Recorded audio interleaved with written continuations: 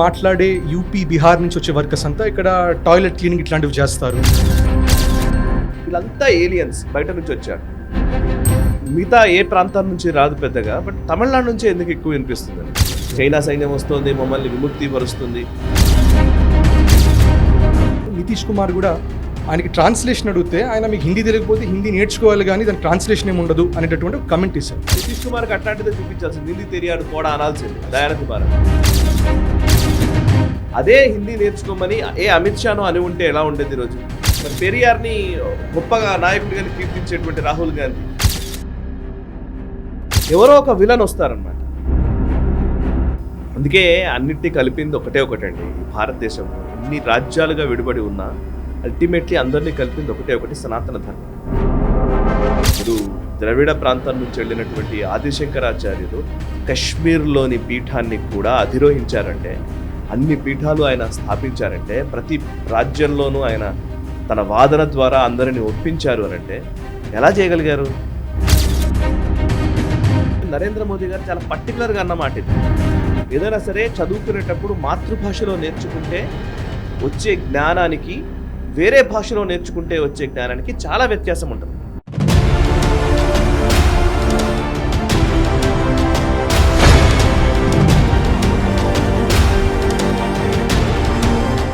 నమస్తే, welcome to Samvad. So ఇవాళ మన డిస్కషన్ ఒక రీసెంట్లీ కొంచెం మళ్ళా రివైవ్ అయిన టాపిక్. అది హిందీ ఇంపోజిషన్ లేకపోతే ఒక హిందీ వర్సెస్ ఇంగ్లీష్ అనే డిబేట్. రీసెంట్గా మనకి దయానిధి మారన్ డిఎంకే పార్టీ నుంచి ఆయన ఒక కమెంట్ వేశారు.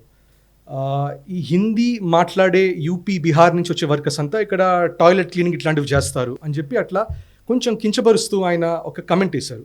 అఫ్కోర్స్ దీని ముందర ఇండియా అలయన్స్ వాళ్ళు ఒక మీటింగ్లో నితీష్ కుమార్ కూడా ఆయనకి ట్రాన్స్లేషన్ అడిగితే ఆయన మీకు హిందీ తెలియకపోతే హిందీ నేర్చుకోవాలి కానీ దాని ట్రాన్స్లేషన్ ఏమి ఉండదు అనేటటువంటి ఒక కమెంట్ ఇస్తారు.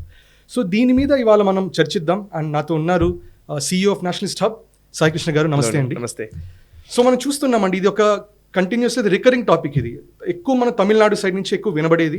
ఇన్ఫాక్ట్ 1937లో నుంచి స్టార్ట్ అయింది ఇది. దట్ హిందీ అనేది ఇంపోజ్ అవుతుంది మా మీద, మాకు ఇంపోజిషన్ ఇష్టం లేదు, దానివల్ల ఇంగ్లీష్ అనేది ఉండాలి అనేది స్ట్రాంగ్ అది పట్టుకున్నారు. దాని మీద చాలా పాలిటిక్స్ నడిచాయి. అండ్ ఈ మధ్య రీసెంట్లీ 4-5 ఇయర్స్ నుంచి తమిళనాడు అనేదే కాకుండా ఇప్పుడు చిన్నగా కర్ణాటక, ఆంధ్రాలో కూడా కొంతమంది ఇట్లాంటి ఆర్గ్యుమెంట్స్ రేజ్ చేస్తున్నారు. Especially in terms of education అయినా ఏదైనా కూడా దట్ హిందీ అనేది ఇంపోజ్ ఎందుకు చేస్తున్నారు, రీజనల్ లాంగ్వేజ్ అండ్ ఇంగ్లీష్ ఇవే ఉండాలి అన్నట్టు మాట్లాడుతున్నారు. సో దాని మీద మీ అభిప్రాయం ఏంటి? యాక్చువల్లీ మీరు అన్నది కరెక్టే. యాక్చువల్లీ మంచి పాయింట్ అన్నారు మీరు. అసలు యాక్చువల్లీ ఈ హిందీ ఇంపోజిషన్ అనేది మిగతా ఏ ప్రాంతాల నుంచి రాదు పెద్దగా, బట్ తమిళనాడు నుంచే ఎందుకు ఎక్కువ వినిపిస్తుంది అనేది నిజానికి ఇది కరెక్ట్ పాయింట్. అఫ్కోర్స్ తమిళనాడు నుంచి మొదలైంది, తమిళనాడులోకి మాత్రమే పరిమితంగా ఉండేది మొన్నటి వరకు. ఈ మధ్య కాలంలో మిగతా రాష్ట్రాలకు పాకుతోంది. కర్ణాటక లాంటి రాష్ట్రంలో కావచ్చు, లేదు మన ఈవెన్ తెలుగు రాష్ట్రాల్లో కావచ్చు, ఈవెన్ కేటీఆర్ లాంటి వాళ్ళు కూడా హిందీ ఇంపోజిషన్ గురించి ఆయన మన వాళ్ళ ప్రభుత్వం ఉన్నప్పుడు ఆయన ఒక ట్వీట్ కూడా చేశారు. రైట్. అంటే హిందీ ఇంపోజిషన్ కరెక్టా కాదా అనే చర్చ కంటే కూడా అది దాని మీద మనం అంటే భాషకి సంబంధించిన అంశం మీద టెక్నికల్గా అనేక విషయాలు ఉన్నాయి. హిందీ ఎంతమంది మాట్లాడతారు, తమిళ్ ఎంతమంది మాట్లాడతారు అవన్నీ మనం మాట్లాడదాం తర్వాత. బట్ నాకు ఈ అంశంలో కనబడుతుంది ఏంటంటే it is just a socio political issue. Right. సామాజిక రాజకీయ పరిస్థితులకు సంబంధించినటువంటి ఒక అంశం మాత్రమే ఇది నా దృష్టిలో. ఎందుకు అంటున్నాను అనంటే, ఇది చాలా బ్లంట్గా ఎందుకు ఈ మాట అంటున్నాను అనంటే, తమిళనాడు ద్రవిడ రాజకీయాల్ని అర్థం చేసుకున్న ఎవరైనా కానీ మొదటి నుంచి ద్రవిడ రాజకీయాల తీరుతెన్నులు చూస్తే పెరియార్ దగ్గర నుంచి తర్వాత వచ్చినటువంటి నాయకులు, ఈవెన్ కరుణానిధి, అన్నాదురై తర్వాత కరుణానిధి కావచ్చు, ఆ తర్వాత వచ్చినటువంటి ఈవెన్ జయలలిత అన్నా డిఎంకే కావచ్చు, మొత్తం ఆ తమిళనాడు సైకాలజీయే అంటే ఒక రాజకీయపరమైనటువంటి ఒక మానసికత పూర్తిగా 2-3 అంశాల చుట్టూతానే తిరిగింది. బ్రాహ్మణ వ్యతిరేకత లేదా హిందూ వ్యతిరేకత, ఓకే, 3 హిందీ వ్యతిరేకత, సాంస్క్రిటైజేషన్ని వ్యతిరేకించడము. సో భారతదేశానికి సంబంధించిన కొన్ని కోర్ ఏదైతే ప్రిన్సిపల్స్ ఉన్నాయో దానికి భిన్నంగానే వాళ్ళు మాట్లాడడం మొదలుపెట్టారు. అంటే వాళ్ళు అంటే ఇది అందరని కాదు కదా, ద్రవిడ కళగం పొలిటికల్ సర్కిల్స్ పెరియార్ని ఫాలో అయ్యే ఐడియాలజీలో పెరియార్ని ఫాలో అయ్యేవాళ్ళు. అఫ్ కోర్స్ అక్కడ నుంచి చాలా గొప్ప గొప్ప జాతీయవాద నాయకులు ఉన్నారు. కామరాజ్ నాడార్ కావచ్చు, లేకపోతే ఇంకా బోలెంత మంది నాయకులు, చిన్నోళ్ళు కాదు, ఉట్టి మామూలు వ్యక్తులు కాదు. కాంగ్రెస్ పార్టీలో శిఖరాగ్రానికి చేరుకున్నటువంటి నాయకులు చాలామంది ఉన్నారు. చక్రవర్తి రాజగోపాలాచారి కావచ్చు, రాజాజీ అంటారు, ఆయన గొప్ప నేషనలిస్ట్. సో బోలెడంతమంది నాయకులు అక్కడి నుంచి ఉన్న వాళ్ళే ఉన్నారు. బట్ ద్రవిడియన్ రాజకీయాల మీద నడవడం మొదలుపెట్టినటువంటి ద్రవిడియన్ పార్టీలో ఉన్నటువంటి కొంతమంది కీలకమైన నాయకుల రాజకీయ మానసికత ఈ మొత్తం అంశాలకు కారణం అని నా అభిప్రాయం. దాంట్లో మీరు ఇప్పుడు ఇవాళ నితీష్ కుమార్ అది మాట్లాడారు కదా, ఆయన అక్కడేమో బీహార్ నుంచి వచ్చిన వాళ్ళు టాయిలెట్ కలిగే వాళ్ళు మాత్రమే టాయిలెట్ కడుగుతూ ఉంటారు, వాళ్ళు బీహార్ నుంచి వచ్చిన వాళ్ళు హిందీ నేర్చుకున్న వాళ్ళు వాళ్ళకి ఏమొస్తుంది, ఇంగ్లీష్ నేర్చుకోకపోవడం వల్ల వాళ్ళు అలా తయారయ్యారు అనేది ఒక వర్షన్. ఆయన ఒక తమిళనాడుకు సంబంధించిన డిఎంకే నాయకుడు మాట్లాడతాడు. సేమ్ టైం బీహార్ ముఖ్యమంత్రి అయినటువంటి నితీష్ కుమార్ ఇండి కూటమి ఏదైతే ఇప్పుడు కొత్తగా కూటమి మోదీకి వ్యతిరేకంగా ఫామ్ చేస్తున్నారో ఆ కూటమిలో భాగంగా ఆయన మాట్లాడుతున్నప్పుడు ఆయన హిందీలో మాట్లాడుతూ ఉంటే నాకు అర్థం కాలేదు అని దయానిధి మారన్ అంటే హిందీ నేర్చుకో నువ్వు అని చెప్పి ట్రాన్స్లేషన్ ఆపేపించారు. వీళ్ళు ఇద్దరు తప్పే. కరెక్ట్. ఓకే, సో ఆయన బీహార్ ఈవెన్ ఆర్జేడీకి సంబంధించి ఆయన కూడా తేజస్వి యాదవ్ స్టేట్మెంట్ ఇచ్చారు. ఏంటంటే అసలు ఎట్లా మాట్లాడతారు, బీహార్ వాళ్ళని కించపరుస్తూ మాట్లాడని మేము ఊరుకోము అన్నారు. పాయింట్ ఏంటంటే ఇప్పుడు తమిళనాడు ద్రవిడవాదం పేరిట మాట్లాడుతున్న విపరీత ధోరణి కావచ్చు, అటు బీహార్కి సంబంధించినట్టు వాళ్ళ అహంకారపూరితమైనటువంటి భావన కావచ్చు, ఈ రెండు తప్పే అని నేను అంటాను. ఇప్పుడు ఇదే క్వశ్చన్ ఇదే కనుక నువ్వు హిందీ నేర్చుకో అని చెప్పేసి నితీష్ కుమార్ అన్నారు కాబట్టి సరిపోయింది, కానీ అదే హిందీ నేర్చుకోమని అమిత్ షాను అని ఉంటే ఎలా ఉండేది ఈరోజు? తమిళనాడు భగ్గం అనేది తమిళనాడు మాత్రమే కాదు, మొత్తం దేశవ్యాప్తంగా మమ్మల్ని హిందీ నేర్చుకోమని మమ్మల్ని అట్లా హేళన చేస్తావా అని చెప్పేసి పెద్ద గొడవ చేసేవాడు. అవునా కదా? ఇదే ఆర్ఎస్ఎస్ చీఫ్ మోహన్ జీ భగవత్ గనుక ఇలాగే హిందీ నేర్చుకోండి మీరు ఏంటిది అని చెప్పేసి అదే నితీష్ కుమార్ మాట్లాడినంత పరుష పదజాలంతో కనుక మాట్లాడి ఉంటే, అంతే పరుషంగా వ్యాఖ్యానించి ఉంటే ఎలా ఉండేది? దేశమంతా కూడా ఆర్ఎస్ఎస్కి వ్యతిరేకంగా విపరీతమైనటువంటి గొడవ చేసేవాళ్ళు. నితీష్ కుమార్ కాబట్టి ఎవరు మాట్లాడరు. Correct. Okay, so even Rahul గాంధీకి కూడా ఏమనిపించదు. పెరియార్ని కీర్తించే రాహుల్ గాంధీ, మరి పెరియార్ని గొప్పగా నాయకుడిగా కీర్తించేటువంటి రాహుల్ గాంధీ అంటే ఎక్కడికి స్టూప్ డౌన్ అయిపోయారంటే నాకు అదే ఆశ్చర్యం వేస్తుంది. జవహర్లాల్ నెహ్రూ ఒకానొక సందర్భంలో పెరియార్ మానసికత చాలా దారుణంగా మానసికమైనటువంటి రోగంతో బాధపడుతున్నాడు, అసలు పిచ్చివాళ్లాగా మాట్లాడుతున్నాడు, అతన్ని చాలా నిర్దాక్షిణ్యంగా అణచివేయాలన్నట్టుగా జవహర్లాల్ నెహ్రూ చాలా స్పష్టంగా మాట్లాడిన లేఖ ఉంది, మీరు గూగుల్ చేసి దొరుకుతుంది. ఓకే, బట్ అదే పెరియార్ని ఈరోజు రాహుల్ గాంధీ కీర్తిస్తూ ఉంటాడు. కరెక్ట్. ఆయన ఒక సోషల్ రిఫార్మర్గా, గొప్ప ఐకాన్గా ఆయనను కీర్తిస్తూ ఉంటారు. సో ఇది రాజకీయపరమైన అంశం మాత్రమే. హిందీ ఇంపోజిషన్ లేదా భాషని ఒకరిపైన రుద్దే ఒక ప్రయత్నం చేస్తున్నారు అని చెబుతున్న మాట కేవలం ఒక కుట్ర, ఒక రాజకీయపరమైనటువంటి అంశం మాత్రమే. ఆ రాజకీయాల్ని పక్కన పెట్టేసి చూస్తే నిజానికి ఇంపోజిషన్ మాట అనేదే ఉండదు. ఎవరు ఏ భాషని ఎవరి మీద ఇంపోజ్ చేస్తారు? సీరియస్గా మాట్లాడుతున్నాను నేను. ఇప్పుడు మీరు నేను మాట్లాడుకుంటున్నాం, మనని ఇంగ్లీష్ బ్రిటిష్ వాళ్ళు ఇంపోజ్ చేశారా మన పైన? అంటే కొన్ని సందర్భాలు అట్లాంటివి కూడా జరిగాయి. కలోనియల్ హ్యాంగ్ ఓవర్తో ఉండడం వల్ల నిజానికి బ్రిటిష్ వాళ్ళు చేశారు, కరెక్టే. ఈ రోజు నిన్ను ఇంగ్లీష్ నువ్వు నేర్చుకోకపోతే నువ్వు చచ్చిపోతావు, నువ్వు నేర్చుకోవాల్సిందే, నువ్వు నేర్చుకోకపోతే నువ్వు బతకకూడదు అని ఎవరైనా హుకుం జారీ చేస్తున్నారా? అట్లాంటి ఎక్కువ శాతం ఎకనామిక్ రీజన్స్ వల్ల 90% ఈ రోజున్న పరిస్థితుల్లో ఈ రోజు మనము తెచ్చిపెట్టుకున్న మన బానిస భావజాలాన్ని మనం కంటిన్యూ చేస్తున్నాం. ఈ రోజు బ్రిటిష్ వాళ్ళు ఏం మిమ్మల్ని ఇంపోజ్ చేయట్లేదు. గతంలో చేసిన మాట వాస్తవం, మనకు అది అలవాటు చేసేసి ఇదే అని చెప్పిన తర్వాత అది దాని నుంచి బయటకు రాలేని పరిస్థితుల్లోకి మనం వెళ్ళిపోయాం, అది వేరే విషయం. కలోనియల్ హ్యాంగ్ ఓవర్ నుంచి మనం బయటకు రాలేకపోతున్నాం, అదొక పెద్ద టాపిక్. ఈ విదేశీ భావజాలము, విదేశీ ఒక బానిస మనస్తత్వాన్ని పరమైన వృద్ధి మనం ఆ దిశగా ఆలోచించడమే పరమావధిగా పెట్టుకున్నాం. ఈరోజు ఇంగ్లీష్ నువ్వు నేర్చుకోవాల్సిందే, నిర్ద్వంద్వంగా నువ్వు ఇంగ్లీషే నేర్చుకోవాలి అని చెప్తారా అని అడుగుతున్నాను. ఎవరు చెప్తున్నారు? మనోళ్ళే చెప్తున్నారు. ఎందుకు చెప్తున్నారంటే నీకు ఉద్యోగం కావాలి కాబట్టి, నువ్వు బాగా సెటిల్ కావాలి కాబట్టి, నువ్వు కెరీర్లో రాణించాలి కాబట్టి నువ్వు ఇంగ్లీష్ నేర్చుకోవాలి అని చెప్తున్నారు. అవసరం ఉంటే ఫ్రెంచ్ నేర్చుకుంటున్న వాళ్ళు చాలా మంది ఉన్నారు. ఇప్పుడు డ్యూయలింగో అని ఇట్లా యాప్స్ వచ్చాయి కొత్తగా. యాప్స్లో అయితే మొత్తం ఇండియన్స్ అంటే ఎక్కువ పెద్ద స్పానిష్ నేర్చుకుంటున్న వాళ్ళు ఉన్నారు, జర్మన్ నేర్చుకుంటున్న వాళ్ళు ఉన్నారు, జపనీస్ నేర్చుకుంటున్న వాళ్ళు ఉన్నారు.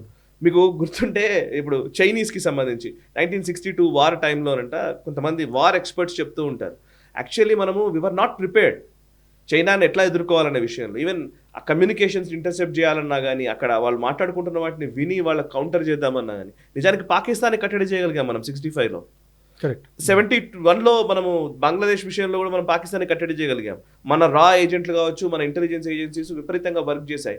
బికాస్ ఎందుకంటే కమ్యూనికేషన్ జరుగుతున్నది హిందీలో లేదా ఉర్దూలో కమ్యూనికేట్ చేస్తూ ఉంటారు. దాన్ని మనం ఈజీగా అర్థం చేసుకోగలిగారు, మన వాళ్ళు ఫాస్ట్ గా రియాక్ట్ కాగలిగారు. అంటే ఈ మధ్య కూడా రీసెంట్ గా ఎప్పుడన్నా ఇండియా చైనాది ఆర్మీ వీడియోస్ వచ్చినా మీరు చూస్తే చైనా వాడు హిందీలో మాట్లాడుతుంటాడు కానీ మనం చైనీస్ లో మాట్లాడు.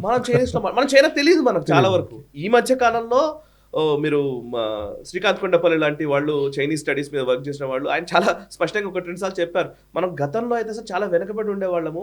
వాళ్ళు ఏం మాట్లాడుకుంటున్నారో, వాళ్ళలో జరుగుతున్నటువంటి ఆ సీక్రెట్ ఆపరేషన్స్ ఏంటి, వాళ్ళు ఏంటో మనం డీకోడ్ చేయడానికి మన దగ్గర పెద్ద వ్యవస్థ లేకుండా పోయింది చాలా సంవత్సరాల పాటు అన్నారు. రైట్. అంటే నేను లాంగ్వేజ్ అనే దాని గురించి మాట్లాడాలంటే లాంగ్వేజ్ చాలా రకాల మీన్స్ ఉంటాయి, దానివల్ల చాలా ప్రయోజనాలు ఉంటాయి, చాలా అంశాలు ముడిపడి ఉంటాయి. ఇక్కడ కేవలం ద్రవిడ రాజకీయాలకు మాత్రమే ముడిపడి ఈ ప్రయత్నాలు జరుగుతున్నాయి అనేది బాధాకరమైన విషయం, విషాదం ఇది. కానీ మనం యాక్చువల్గా ద్రవిడియన్ పొలిటిక్స్ చూసినా కూడా ద్రవిడ కళగం రైజ్, పెరియార్ రైజ్ ఒక విధంగా 30s వాళ్ళప్పుడు రాజగోపాలాచారి ఆయన ఒకవైపు ఇది హిందీని కొంచెం ప్రమోట్ చేద్దాం అనుకుంటే అది వ్యతిరేకించి బాగా రైజ్ అయ్యారు. తర్వాత మీరు చూస్తే డిఎంకే రైజ్ కూడా చాలా మటుకు హిందీ ఆపోజిషన్తోనే అది యాక్చువల్గా రైజ్ అయింది. సో ఇన్ఫ్యాక్ట్ వాళ్ళ సీఎం భక్తవత్సలం అని ఆయనకి వ్యతిరేకంగా ఉండి ప్రొటెస్ట్లు అయ్యి చాలా బ్లాక్ ఫ్లాగ్స్ రేజ్ చేసి ఇవన్నీ చేసిన తర్వాతనే ఇన్ఫాక్ట్ 1967లో ఫస్ట్ టైం డిఎంకే అనేది పవర్లోకి వచ్చింది. కాంగ్రెస్ అనేది కంప్లీట్గా ఇంక తమిళనాడులో మళ్ళీ రాలేదు కూడా. సో వాళ్ళకి it was a mile stone for them. వాళ్ళకి అది చాలా ఇంపార్టెంట్ ఈవెంట్, అది యాంటీ హిందీ పొజిషనింగ్ అనేది పొలిటికల్గా చాలా ఇంపార్టెంట్. ఎగ్జాక్ట్లీ. ఎక్కడైనా కానీ ప్రపంచంలో ఏ ప్రాంతంలో అయినా సరే మనం ఒక దగ్గర ఒక ప్రాంతంలోకి ఇంకొకరు ఎవరో వస్తున్నారు, ఇంకెవరో మనం దాడి చేస్తున్నారు, లేదా మన పైన దాన్ని ఏమంటారు మనతో కంపీట్ చేస్తున్నారు, మనతో పోటీ పడడానికి ఎవరైనా వస్తున్నారు అనుకుందాం. అలాంటి వాతావరణం ఉన్నప్పుడు ఏం చేయాలంటే ఫస్ట్ మన దగ్గర ఉన్న వాళ్ళని కన్సాలిడేట్ చేయడం అనేది ఒక లెక్క ఉంటుంది. ఈ కన్సాలిడేషన్లో ఏమవుతుందంటే ఒక విలన్ని చిత్రీకరించాలి. కరెక్ట్. ఎవరో ఒక విలన్ వస్తారనమాట. అది ప్రాంతం కావచ్చు, మతం కావచ్చు, లేకపోతే ఇంకోటి కావచ్చు. ఒక విలన్ని మనం చిత్రీకరిస్తే ఆటోమేటిక్గా ఇక్కడున్న వర్గం అంతా కూడా ఒక తాటిపైకి వస్తుంది. కరెక్ట్. ఓకే, ఇది ఒక పాలసీ జనరల్గా చాలా సంవత్సరాలుగా జరుగుతున్నటువంటి అనేక అంశాలు. దీని సోషాలజీలో ఫ్యాక్షనిజం అని దీన్ని ఫ్యాక్షనిజం కరెక్ట్ మాట అది. సో ఇప్పుడు తమిళనాడులో కూడా అదే చేశారు. తమిళనాడులో ఒక విలన్ని చిత్రీకరించారు. ఆ విలన్ ఎవరు అనంటే హిందువులు, లేదా హిందూ ధర్మము, లేదా హిందూ మతము, అందులోనూ బ్రాహ్మణులు, సంస్కృతం తెలిసిన వాళ్ళు, సాంస్క్రిట్కి సంబంధించిన అంశాలు, ఉత్తరాది వారు, అండ్ అందులోనూ ఆర్యులు, ఎందుకంటే వాళ్ళు ఆర్యులు, ప్రాంత పరంగా చూస్తే ఆర్యులు, అండ్ హిందీని మన పైన రుద్దడానికి వస్తున్నారు. వీళ్ళంతా ఏలియన్స్, బయట నుంచి వచ్చారు, వీళ్ళంతా వేరే, మనం కాదు. సో ద్రవిడ విధానం వేరు, ద్రవిడ భావజాలం వేరు, ద్రవిడులు వేరు, ఆర్యులు వేరు, వాళ్ళు ఎవరో ఎక్కడి నుంచో వచ్చారు. సో ఇమీడియట్గా మీకు ఏమైపోతుందంటే ఓ మనం వేరు వాళ్ళు వేరట. సో ఎనీ ఉద్యమం మీరు ఇదే కాదండి, ఇప్పుడు మీరు అది ఓన్లీ తమిళనాడుకే పరిమితం అంటే కాదు, ఈవెన్ తెలంగాణలో కూడా అదే జరిగింది. ఇంకెవరో వేరే వాళ్ళు నీకు శత్రువులు అన్నప్పుడు ఆ సమాజం మొత్తం ఒక దగ్గరికి వస్తుంది. అందులో నిజాలు ఉంటాయి, కొన్ని కల్పనలు ఉంటాయి, కొన్ని రకరకాల అంశాలు ఉంటాయి, ఎమోషన్స్ ఉంటాయి అందులో. ఇప్పుడు మరాఠాలు కూడా అట్లాగే చేశారు. ఒక సందర్భంలో మీకు గుర్తుండి ఉంటే బాల్ ఠాక్రే టైంలో అనుకుంటాను, బీహార్ నుంచి వచ్చిన వాళ్ళని, ఉత్తరప్రదేశ్ నుంచి వచ్చిన వాళ్ళని, ఇక్కడ నుంచి ఎవరు వస్తే వాళ్ళని ముంబైలో ఉండడానికి వీళ్ళేదని వాళ్ళ మీద దాడులు జరిగిన సందర్భాలు కూడా ఉన్నాయి. ఒకనొక సందర్భంలో మరాఠా ఉద్యమం వచ్చింది. సో కులము, మతము, ప్రాంతము ఈ మూడు ఎప్పుడు కూడా ఎమోషనల్ అంశాలు. వీటికి సంస్కృతి, భాష, ఆచార వ్యవహారాలు ఇట్లాంటి తోడైనప్పుడు అది ఇంకా కొంచెం ఫ్లేరప్ అవుతాయి అన్నమాట. సో తమిళనాడులో జరిగింది అదే. పెరియార్ చేసిన ఒకే కీలకమైన అంశాలు ఏంటంటే, పెరియార్ మీరు భారతదేశం మొత్తంలో మొట్టమొదట స్వతంత్ర భారతంలో స్వతంత్రం రాకముందే మొట్టమొదట అసలు ఈవెన్ మనము పాకిస్తాన్ గురించి మాట్లాడతారు, పార్టీషన్ గురించి, కానీ పార్టీషన్ కంటే ముందు నుంచి కూడా సపరేట్ దేశము అనే ఒక వాదన ద్రవిడ నాడు నుంచే వినిపించింది, అదే తమిళనాడు నుంచి. కరెక్ట్. తర్వాత మళ్ళీ అంతా రాజగోపాలాచారి గారి లాంటి వాళ్ళు, రాజాజీ లాంటి వాళ్ళు కావచ్చు, లేకపోతే కామరాజ్ నాడర్ కావచ్చు, ఇట్లా గొప్ప గొప్ప వాళ్ళ నాయకులు ఉండడం వల్ల, జాతీయవాద ధోరణితో ఉన్నవాళ్ళు తమిళనాడు నుంచి రావడం వల్ల తర్వాత కొంత మనం దాన్ని కంట్రోల్ చేయగలిగాం. కానీ అంటే మేజర్ అది చైనీస్ వార్ తర్వాత చాలా మటుకు తగ్గిందంటారు. సో దాని ముందర ఇది ద్రవిడ నాడు అనే కాన్సెప్ట్ ఎంత స్ట్రాంగ్ ఉన్నా, ఎగ్జాక్ట్లీ. సో మనకి 1963 ఆ టైంలో చైనాతో వార్ జరిగినప్పుడు అప్పుడు ఆ పాయింట్ వరకు డ్రాప్ చేసి హిందీ పొజిషన్ తో పట్టుకున్నాం. 62 అదే ఎగ్జాక్ట్లీ 62 చైనా వార్ జరిగినప్పుడు ఈవెన్ కమ్యూనిస్టులు కూడా ఇట్లాంటి వాదనలు వినిపించారు. చైనా సైన్యం వస్తుంది, మమ్మల్ని విముక్తి పరుస్తుంది, సో మమ్మల్ని విముక్తి సైన్యం అన్నారు కమ్యూనిస్టులు. ఇక్కడ మన దగ్గర కూడా మాట్లాడిన వాళ్ళు ఉన్నారు, అది వేరే విషయం. నితీష్ కుమార్ మాట్లాడిన దాన్ని కూడా నేను ఖచ్చితంగా మనం ఖండించాను. నువ్వు నేర్చుకోవాల్సిందే అనడం కూడా తప్పే. నేర్చుకోవాల్సిందే నేర్చుకుంటాడు, అది కాదు సమస్య. అంటే నా పాయింట్ ఏంటంటే ఎస్, హిందీ అనేది ఒక కామన్ లాంగ్వేజ్ ఉండడం అనేది దాన్ని అందరూ ఆహ్వానించాలి. ఎందుకంటే అందరికీ ఆమోదయోగ్యమైన ఒక భాష ఉండడం అనేది వెసులుబాటు. అది నిజానికి చెప్పాలంటే అందరికీ ఈజీ అవుతుంది, ఊరికే ఇబ్బంది పడకుండా ఒక ఈజీగా ఉంటుంది. మళ్ళీ ఆ భాషలో మళ్ళీ ఏ యాస అనేది మళ్ళీ ఒక చర్చ. తెలుగు ఒకటే భాష కానీ యాసలు వేరున్నాయిగా, ఆ యాసలను బేస్ చేసుకుని మనం ప్రాంతాలుగా విడిపోయినాంగా మరి. సో రకరకాల అంశాలు ఉంటాయి.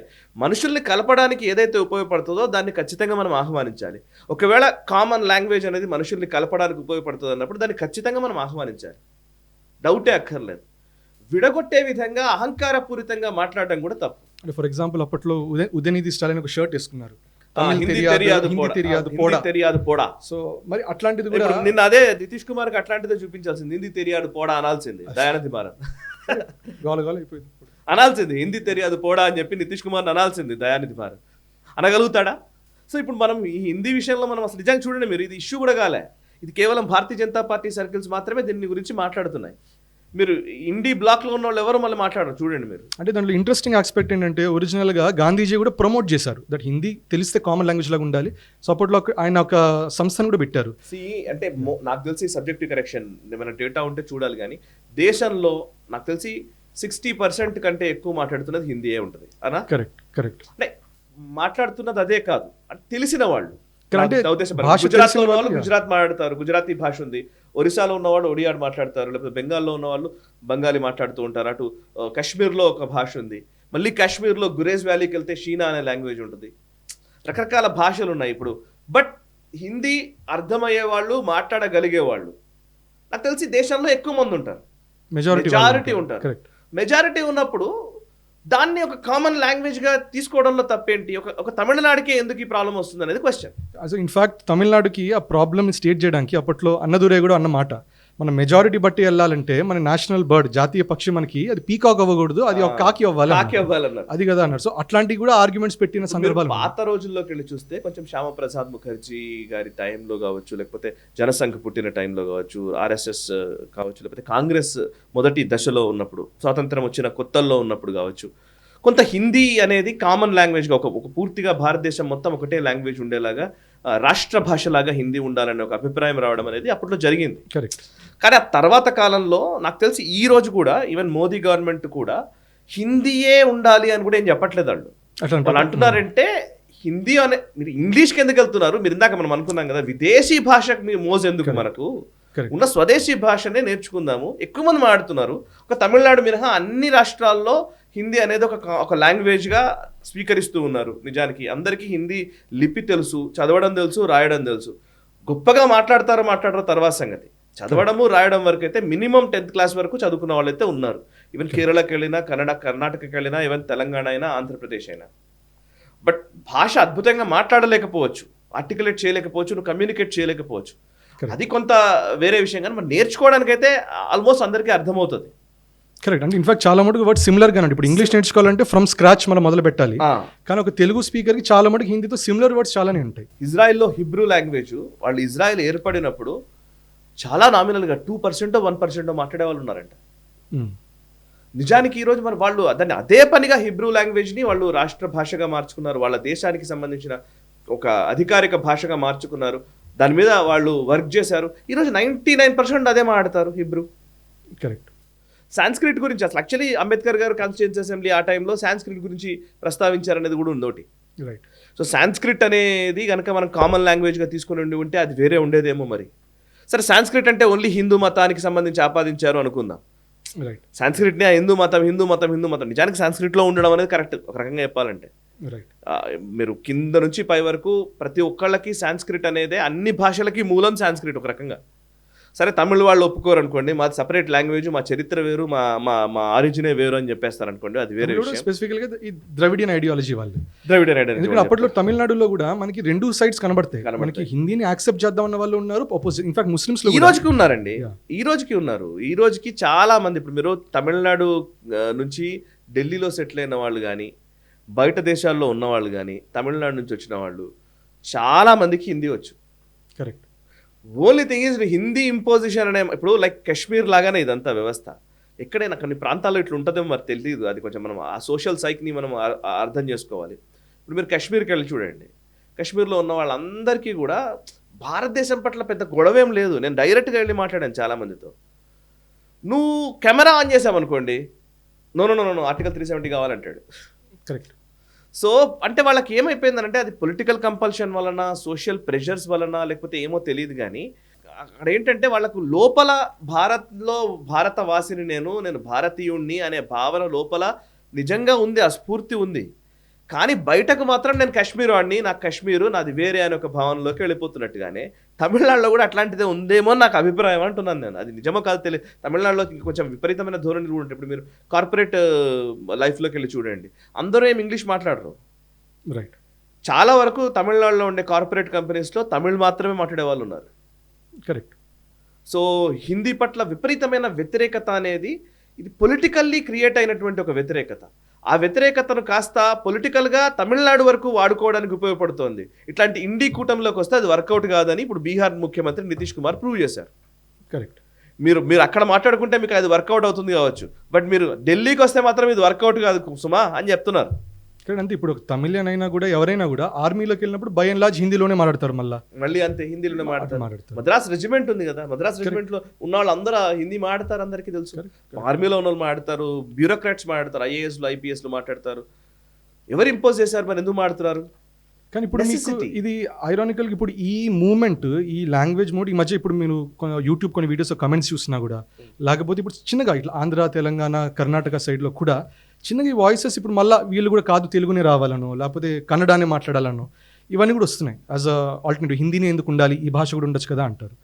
సో దాంట్లో ఇప్పుడు మీరు ఫర్ ఎగ్జాంపుల్ ఇప్పుడు తమిళకు ఉన్నంత స్ట్రాంగ్ సిస్టమ్ మనకు ఉండకపోవచ్చు. నాది ఒకే ఒక అభిప్రాయం అండి, మాతృభాషను వదిలి నువ్వే భాషని గొప్పగా చూడాల్సిన అవసరం లేదు. కరెక్ట్. కమ్యూనికేట్ చేయడానికి నీకు ఏదైతే సులువుగా ఉంటుందో ఆ భాష నేర్చుకోవడంలో 100% నేర్చుకోవాలంటాను. రైట్. ఇప్పుడు మీ దైనందిన జీవితానికి సరిపడా, లైక్ ఇప్పుడు మీరు కార్పొరేట్ కంపెనీస్లో పనిచేయాలనుకో, లేదా ఏ ఎంఎన్సీకో వర్క్ చేయాలి, ఇంగ్లీష్ తప్పనిసరి, నేర్చుకోండి, తప్పేం లేదు. అలానే నీ మాతృభాషను వదిలేయద్దు ఫస్ట్. కరెక్ట్. ఓకే. సో మీరు ఇప్పుడు హిందీకి సంబంధించి అన్నాం అనుకోండి, హిందీ కూడా అంతే. ఎవరైతే పొలిటికల్ సర్కిల్స్లో ఉండేవాళ్ళు కదా, నిజానికి హిందీ అనేది ఈరోజు మనం పొలిటికల్ సర్కిల్స్లో కానీ, సోషల్ అంశాల్లో కానీ, లేకపోతే ఒక ప్రెసిడెంట్ ఒక గెజిట్ రిలీజ్ చేసినా కానీ అట్లా అని చెప్పేసి ఓన్లీ హిందీలోనే రిలీజ్ చేస్తాం, ఇంగ్లీష్ మేము ఇవ్వము అనట్లేదుగా ఎవరు. కరెక్ట్. ఇంగ్లీష్లో అసలు గెజిట్ కూడా ఇవ్వము మేము అనట్లేదుగా. సుప్రీంకోర్టు జడ్జిమెంట్ల దగ్గరికి వెళ్ళి అన్ని ఇంగ్లీష్లో వస్తున్నా, హిందీలో కూడా ఇవ్వగలుగుతున్నారు. నన్ను అడిగితే మాతృభాషలో కూడా రావాలి అని అంటాను నేను. మాతృభాషను వదిలేయాలని ఎవరూ చెప్పట్లేదు. ఈవెన్ నరేంద్ర మోదీ గారు చాలా పర్టికులర్గా అన్నమాట ఇది. ఏదైనా సరే చదువుకునేటప్పుడు మాతృభాషలో నేర్చుకుంటే వచ్చే జ్ఞానానికి వేరే భాషలో నేర్చుకుంటే వచ్చే జ్ఞానానికి చాలా వ్యత్యాసం ఉంటుంది. కరెక్ట్. మాతృభాషలో నేర్చుకునే తల్లి భాష, ఆ భాషలో నేర్చుకునేదానికి ఒక తెలియని ఒక దాంట్లో ఇన్వాల్వ్మెంట్ ఉంటుంది అనేది చాలామంది, ఇది సైంటిఫికల్లీ ప్రూవ్ అయింది. ఇది మీకు రంజిత్ వడియాలా అని దీని మీద చాలా అద్భుతమైన వర్క్ చేశారు. యాక్చువల్లీ మీరు ఆయనతో కూడా ఒకసారి ఇంటర్వ్యూ చేయాలి మనం. ఆయన దీని మీద విపరీతమైన వర్క్ చేశారు. రంజిత్ వడియాలా అంటే ఏ దేశంలో ఎట్లాంటి భాషల్ని వాడుతున్నారు అండ్ ఆ భాషల్లో చదువుకోవడం వల్ల వచ్చే లాభాలేంటి, అదే ఇంగ్లీష్లో నేర్చుకుంటేనే అందరూ బాగా రాణిస్తారు అనడం తప్పు. నిజానికి ప్రపంచంలో ఏ దేశాలు కూడా కేవలం ఇంగ్లీష్ నేర్చుకుని ఇంగ్లీష్లోనే సంభాషిస్తూనే లేవు. మన భారతదేశంలోనే ఆ భావజాలం ఎక్కువ. ఇన్ఫాక్ట్ భాష కొద్ది ఆలోచన విధానం కూడా మారుతుంది, సిద్ధాంతాలు మారుతాయి, ఆలోచన విధానం మారుతుంది. ఎగ్జాక్ట్లీ. మాతృభాషను విస్మరించమని ఎవరూ చెప్పట్లేదు. ఈ ఇంపోజిషన్ పేరిట రాజకీయం చేయొద్దని మాత్రమే చెప్తున్నాను నేను. మనం అనాల్సింది అదే. మీరు ఇంపోజ్ చేస్తున్నారంటే నువ్వు నేర్చుకోవాల్సిందే, నిర్బంధ విద్య అన్నట్టు నిర్బంధ హిందీ అన్నారు అనుకోండి, డెఫినెట్లీ అది కరెక్ట్ కాదు. ఓకే, నిర్బంధ హిందీ తప్పనిసరిగా నేర్చుకోవాల్సిందే అంటే దట్స్ రాంగ్ అవుతుంది. అదేంటంటే హిందీ కూడా నేర్చుకునే విధంగా అందరినీ తీసుకెళ్లడం లెక్క. మీరు చెప్పాల్సిన అవసరం కూడా లేదండి. నా పాయింట్ అంటే ఒక తమిళనాడు మాత్రమే సమస్య, ఇది చెప్పాల్సిన అవసరం కూడా లేదు. ఆల్రెడీ అందరు నేర్చుకుంటున్నారు. అది కూడా అవసరం కొద్దీ నేర్చుకుంటూనే ఉన్నాం అందరం, మనం ఏం కాదు అనట్లేదు. అంటే ఇక్కడ డూప్లిసిటీ లేదా హిపోక్రసీ కనబడుతుంది అనేది నా పాయింట్. తమిళనాడుకు సంబంధించినటువంటి రాజకీయ పార్టీల నాయకులు ఆ రాజకీయ ప్రయోజనాల కోసం హిందీ పేరిట, బ్రాహ్మణ వ్యతిరేకత పేరిట, హిందూ వ్యతిరేకత పేరిట, సనాతన ధర్మాన్ని నిర్మూలిస్తామనే దాకా వెళ్ళడం, ఇవన్నీ చూస్తూ ఉంటే నాకేమనిపిస్తుందనంటే ఇది ఒక డిస్ట్రక్టివ్ మోడ్లోకి వాళ్ళు వెళ్తున్నారు. ఇది రేపు పొద్దున సౌత్ నార్త్ డివైడ్ అయినా ఆశ్చర్యపోనక్కర్లేదు. సౌత్ వేరు, నార్త్ వేరు అని, డబ్బులు ఇస్తున్నది మేమే అని, మేమే పోషిస్తున్నామని, మీ దగ్గర నుంచి డబ్బులు రావట్లేదని ఇవన్నీ మాట్లాడుతున్నాం. సౌత్ నార్త్ గురించి కూడా మనం ఇంకోసారి మాట్లాడదాం. కరెక్ట్ అండి. ఇన్ఫాక్ట్ ఇది ఈవెన్చువల్లీ లీడ్ అయ్యేది అక్కడికే. ఇన్ఫాక్ట్ కాన్స్టిట్యూంట్ అసెంబ్లీ డిస్కషన్స్లో కూడా టీటీ కృష్ణమాచారి అన్నది కూడా అదే, దట్ ఇప్పుడు మీరు హిందీ అనేది మీరు ఒఫీషియల్ లాంగ్వేజ్ చేసేసి ఇంగ్లీష్ స్కోప్ ఇవ్వకపోతే ఈ డివిజన్, ద్రవిడ నాడు డివిజన్, సౌత్ ఇన్ సెపరేషన్ అనేది అవుతుంది, అందుకని let us not do it అని అప్పట్లో ఒఫీషియల్ లాంగ్వేజెస్లో అందుకని ఇంగ్లీష్ని కూడా ఇంక్లూడ్ చేయడం. కేరళలో ఇప్పుడు మీరు చూస్తే, కేరళ లాంటి రాష్ట్రంలో ప్రతి ఒక్కళ్ళు హిందీ మాట్లాడతారు, ఇంగ్లీషు మాట్లాడతారు అంతో ఎంతో. ఇక్కడ లిటరసీ రేట్ అని అంటున్నారు. నిజానికి ఇంకో అంటే మన దగ్గర చాలా అజంప్షన్స్ కొన్ని రాంగ్గా ఉన్నాయి కూడా. చాలామంది ఏమంటారంటే చదువుకున్న వాళ్ళు గొప్పవాళ్ళు, చదువుకున్న వాళ్ళే రాజకీయాల్లోకి రావాలి అని. కపిల్ సిబాల్ గొప్పగా చదువుకున్నాడు, ఏం లాభం? పూర్తి దేశ వ్యతిరేక భావజాలాన్ని ఆయన కలిగి ఉంటాడు, టెర్రరిస్టుల తరపున వాదిస్తాడు, ఆర్టికల్ 370 కావాలంటాడు. నేను చదువు మాత్రమే కాదు అని నేను అనేది. అంటే మనం రాంగ్ స్టాండర్డ్స్ని అనేక సార్లు మనం ఫిక్స్ చేసుకున్నాం. మనం ఫిక్స్ చేసుకుని ఇది కరెక్ట్ అనుకుంటున్నాం. ఇంగ్లీష్ మాట్లాడేవాడు గొప్పవాడు. ఎవరు క్రియేట్ చేశారు ఇది? ఇంగ్లీష్ మాట్లాడేవాడు గొప్పవాడని. ఇంగ్లీష్ మాట్లాడేవాడు ఇంగ్లీష్ నేర్చుకున్నవాడు గొప్పవాడు కాదు. Correct, that's it. ఒక భాష తెలిసినవాడు అంతే. సో అంటే దిస్ వాట్, ఇప్పుడు నేను ఇంగ్లీష్ నేర్చుకున్నవాడు గొప్పవాడని, లేకపోతే చదువుకున్నవాడు మాత్రమే రాజకీయం చేయాలని, నాయకుడు కావాలని, ఇదో కొత్త వాదనలు ఇవన్నీ. చదువుకున్నవాడు మాత్రమే రాజకీయం చేయాలని ఒకవేళ నిజమే అయితే కనుక హార్వర్డ్ రిటర్న్లు మాత్రమే ఎంపీలు, ఎమ్మెల్యేలు కావాలి, లేదంటే పెద్ద పెద్ద యూనివర్సిటీలు చదువుకున్న వాళ్ళు మాత్రమే కావాలి, కామన్ మ్యాన్ కాకూడదు ఇక. కరెక్ట్. సో అట్లా మనకు తెలియకుండానే కొన్ని విపరీతమైన భావనల్ని, రాంగ్ నోషన్స్ ని మన మైండ్ లో పెట్టుకొని అది నిజమని నమ్ముతూ వస్తున్నాం. చాలా స్టూడెంట్స్ లో కూడా, కాలేజ్ స్టూడెంట్స్ లో కూడా ఇంగ్లీష్ తెలియకపోతే కాన్ఫిడెన్స్ తక్కువ ఉండడము. పల్లెటూరు నుంచి వచ్చిన వాళ్ళండి, నిజానికి చాలా మంది పల్లెటూరు నుంచి, నేను పల్లెటూరు నుంచి వచ్చిన వాడినే, నేను గవర్నమెంట్ స్కూల్లో తెలుగు మీడియంలో చదువుకున్న వాడినే. చాలా మంది అట్లా చదువుకున్న వాళ్ళు చాలా మంది ఉన్నారు, ఒకళ్ళేం ఇద్దరేం లేదు. ఐఐటీలో చదువుతున్న వాళ్ళు కూడా ఉన్నారు, ఐఏఎస్ ఐపీఎస్ అయిన వాళ్ళు కూడా ఉన్నారు. మరి సో నీ భాషకి, లేదా నువ్వు మాట్లాడే భాష గొప్ప అద్భుతమైన ఇంగ్లీష్ మాట్లాడుతున్నారు అనుకోండి, ఏమిటి గొప్ప? నీకు టెక్నికల్ నాలెడ్జ్ లేకుండా ఇంజనీర్ అయ్యావు, నీకు టెక్నికల్ అసలు నీకు ఏ సబ్జెక్టే తెలియదు, ఇంగ్లీష్లో గొప్పగా మాట్లాడుతున్నావు, ఏంటి గొప్ప? నీకు నాలెడ్జ్, టెక్నికల్ సబ్జెక్ట్ లేకుండా ఏ ఐటీ కంపెనీ ఏదో కంపెనీ ఎంఎన్సీ తీసుకుంటుందా నిన్ను వితౌట్ హ్యావింగ్ సబ్జెక్ట్? కమ్యూనికేషన్ అనేది మాత్రమే భాష అనేది అర్థం కావాలి. ఆ కమ్యూనికేషన్కి సులువుగా ఉండడానికి ఒక భాష అయితే బాగుంటుంది, అది ఎక్కువ మంది మాట్లాడే భాష అయితే బాగుంటుంది అన్నారు కాబట్టి హిందీ గురించి మనం మాట్లాడుతున్నాం. కరెక్ట్. అంతేగాని హిందీగా మీరు హిందీ మాట్లాడకపోతే మిమ్మల్ని అందరూ నరికేస్తామని ఎవడంటున్నాడు? ఇంపోజిషన్ అంటున్నారు కదా. కరెక్ట్. That is wrong. అది అర్థం కాకపోవడం వల్ల వచ్చిన సమస్యల్ని మనం అనవసరంగా ఇంకా ప్రేరేపించుకొని ఇవన్నీ ప్రాబ్లమ్స్ క్రియేట్ చేస్తున్నామని నా అభిప్రాయం. ఈవెన్ నిధుల విషయంలో సౌత్ ఇండియా, నార్త్ ఇండియా అంటున్నారు, ఇంకేదో అంటున్నారు. కన్నడలో అయితే మీరు అబ్జర్వ్ చేస్తే కర్ణాటకలో కూడా ఇదే సమస్య. రైట్. అయితే ఒక్క మాట మనం ఖచ్చితంగా చెప్పకుండా క్లోజ్ చేయొద్దు. ఢిల్లీలో ఉన్నవాడికి, ఇప్పుడు నేను తమిళనాడు లేదా ఇక్కడ ఉన్న వాళ్ళకి ఎలాగైతే ఫీలింగ్ ఉందో, ఢిల్లీలో ఉన్న వాళ్ళకి కూడా ఒక తెలియని తలపొగరు కూడా ఉంది. రైట్. సో నేను నార్త్ ఇండియన్ అనే ఒక రకమైనటువంటి అహంకారపూరిత ధోరణి కూడా చాలా మందిలో ఉంది. అది కాంగ్రెస్ పార్టీ హయాం నుంచి అది నడుస్తూ వస్తోంది. నువ్వు సౌత్ ఇండియా అంటే వాడు పెద్ద పట్టించుకోరు, పెద్దగా సదరన్ స్టేట్స్ విషయంలో పెద్దగా ఫోకస్ కూడా ఉండదు.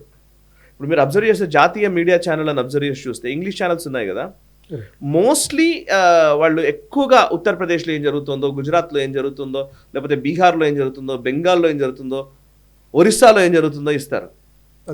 పంజాబ్లో ఏం జరుగుతుందో ఇస్తారు. కొంచెం నార్త్ ఈస్ట్ గురించి చెప్పరు. ఈ మధ్యకాలంలో కొత్త చెప్తున్నారు. కాశ్మీర్ గురించి ఏదైనా ఇష్యూ వచ్చినప్పుడు చెప్తారు, బట్ సదరన్ స్టేట్స్ గురించి పెద్దగా మాట్లాడరు అసలు. మీరు మొన్న జరిగిన 4 రాష్ట్రాల ఎలక్షన్స్ చూడండి, ఎలక్షన్సే చెప్తున్నాను నేను. 4 రాష్ట్రాల ఎలక్షన్స్లో తెలంగాణ గురించి ఎంత నిడివిని కేటాయించారు, మిగతా 3 రాష్ట్రాల్లో మధ్యప్రదేశ్ గురించి ఎంత పెట్టారు, రాజస్థాన్ గురించి ఎంత పెట్టారు, ఛత్తీస్గఢ్ గురించి ఎంత పెట్టారు చూడండి, మీకు అర్థమైపోద్ది. పెద్ద పెద్ద ఉద్యమాలు జరిగినా కూడా పెట్టరు. అదే సౌత్ ఇండియా అంటే, నార్త్ ఇండియన్స్ దృష్టిలో సౌత్ ఇండియా అంటే మద్రాస్ మాత్రమే. ఇదొక ప్రాబ్లం. దీన్ని కూడా మనం అడ్రస్ చేయాల్సిందే ఖచ్చితంగా. నిజమే ఏదైనా సరే. మద్రాస్ అంటేనే ఒక సౌత్ ఇండియా అన్న కోణంలో వెళ్తారు. మీరు మద్రాస్లో వచ్చే ఫ్లడ్స్ మీద విపరీతమైన రిపోర్టింగ్ జరుగుతుంది మీడియాలో, ఇంగ్లీష్ మీడియాలో. మీరు అదే తెలంగాణలోనో ఆంధ్రాలోనో ఏదైనా పెద్దది ఏదైనా విపత్తు రానియండి, దాని మీద రిపోర్టింగ్ తక్కువ ఉంటుంది. కరెక్ట్. దానివల్ల దానికి అనేక కారణాలు ఉన్నాయనుకోండి. ఎడిటోరియల్స్లో ఉండేవాళ్ళు, ఇన్ఫ్లుయెన్షియల్ పొజిషన్స్లో ఉండేవాళ్ళు, ఈవెన్ ఐఏఎస్లు, ఐపీఎస్లు, బ్యూరోక్రాట్లు, చాలామంది మద్రాసు నుంచి ఉన్నవాళ్ళు, సంవత్సరాల తరబడి ఢిల్లీలో సెటిల్ అయిన వాళ్ళు, ఆ లుటియన్స్ ఢిల్లీలో ఎక్కువ ఇన్ఫ్లుయెన్షియల్ పీపుల్, దాంట్లో తమిళియన్స్ ఎక్కువ ఉండడం, ఇట్లాంటి అనేక కారణాలు ఉన్నాయనుకోండి. It is not just one reason. But అదే అక్కడున్న వాళ్ళకి ఇక్కడ వాళ్ళపైన కొంత న్యూనతాభావం ఉండకూడదు, తక్కువ చూపు ఉండకూడదు. ఇక్కడున్న వాళ్ళు కూడా వాళ్ళు ఏదో చేస్తున్నారు, మమ్మల్ని మా మీద రుద్దేస్తున్నారు అనే భావనలో ఉండాల్సిన అవసరం లేదు. అందుకే అన్నింటినీ కలిపింది ఒకటండి. ఈ భారతదేశము ఎన్ని రాజ్యాలుగా విడిపడి ఉన్నా అల్టిమేట్లీ అందరినీ కలిపింది ఒకటి, సనాతన ధర్మం. మీరు ద్రవిడ ప్రాంతం నుంచి వెళ్ళినటువంటి ఆదిశంకరాచార్యులు కశ్మీర్లోని పీఠాన్ని కూడా అధిరోహించారంటే, అన్ని పీఠాలు ఆయన స్థాపించారంటే, ప్రతి రాజ్యంలోనూ ఆయన తన వాదన ద్వారా అందరిని ఒప్పించారు అని అంటే ఎలా చేయగలిగారు?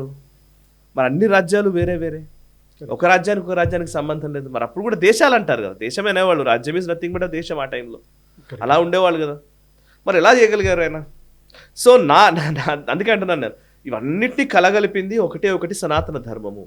ఆ ధర్మం మనల్ని కలిపి ఉంచింది. అఖండ భారతం మొత్తం ఆఫ్ఘనిస్తాన్ నుంచి కింద వరకు, ఇటు నుంచి ఇటు వరకు మొత్తం మనందరినీ కలిపి ఉంచింది ఈ రోజుకి. అందుకే మీరు బంగ్లాదేశ్కి వెళ్ళి చూసినా, మీరు బంగ్లా ఉద్యమమే అది కదా. పాకిస్తాన్ విడిపోవడమే, like east Pakistan, west Pakistan గొడవ అంతా కూడా భాషను బేస్ చేసుకునే.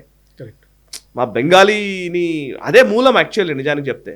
ముక్తిబాహిని స్థాపించడం దగ్గర నుంచి మాకు బెంగాలీలకి పెద్దగా ప్రాధాన్యత ఇవ్వట్లేదు, మా కల్చర్ వేరని, మా భాష వేరని, ఉర్దూ మా మీద రుద్దుతున్నారని ఎన్ని క్వశ్చన్స్ వచ్చాయి అప్పుడు కూడా. కరెక్ట్.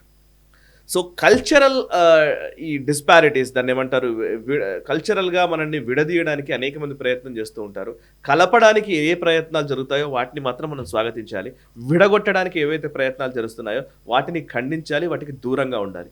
ఇంతవరకు నా మెసేజ్. ఒక్క మాట మాట్లాడాలి యాక్చువల్లీ. ఇప్పుడు మనం అంటున్నాం కదా, హిందీ మనం మీద నేర్చుకోవాలంటున్నారు, అది అంటున్నారు ఏదన్నా. సీరియస్గా మాట్లాడితే మీరు ప్రధాని నరేంద్ర మోదీ గారి స్పీచెస్ చూడండి. కరెక్ట్. ఏ ప్రాంతానికి వెళ్తే ఆ ప్రాంతపు ఆహార్యము, ఆ ప్రాంతపు కట్టు వస్త్రాలు ధరించడము, ఆ ప్రాంతపు భాషలో మాట్లాడడం. మన తెలంగాణలో మొన్న జరిగిన అసెంబ్లీ ఎలక్షన్స్ స్పీచెస్ చూడండి మీరు. నా కుటుంబ సభ్యులారా పదే మాట్లాడారు ఆయన. యునైటెడ్ నేషన్స్లో తమిళనాడుకి సంబంధించిన తిరువల్లువర్ రాసిన తిరుక్కురల్ నుంచి కొన్ని పంక్తుల్ని కోట్ చేశారు యునైటెడ్ నేషన్స్లో. కరెక్ట్. అండ్ తమిళనాడుకు వెళ్ళినప్పుడు తమిళ వస్త్రధారణలోనే, ఆ పంచకట్లోనే వెళ్ళారు. అండ్ మహాబలిపురంకు చైనా అధ్యక్షుని తీసుకొచ్చారు. ఆయన చదువుడు కట్టించినట్టున్నారు వేష్టి. ఆయన చదువు కూడా వేష్టి కట్టించారు. సో తమిళనాడు మీద ఇట్లా చాలా సార్లు, ఒకటి కాదు రెండు కాదు, తమిళనాడు ఈవెన్ చోళుల రాజదండాన్ని తీసుకెళ్లి పార్లమెంట్లో పెట్టారు. రాజదండం తీసుకెళ్ళి అక్కడ పెట్టారు, సెంగోల్ రాజదండం. కరెక్ట్. సెంగోల్ రాజదండాన్ని అక్కడ పార్లమెంట్లో ప్రతిష్ఠించారు. తమిళనాడుకి సంబంధించిన ఆ ప్రైడ్ని, ఆ గౌరవాన్ని ఎవరూ భగ్నం చేయట్లే, ఎవరూ భంగం కలిగించట్లే.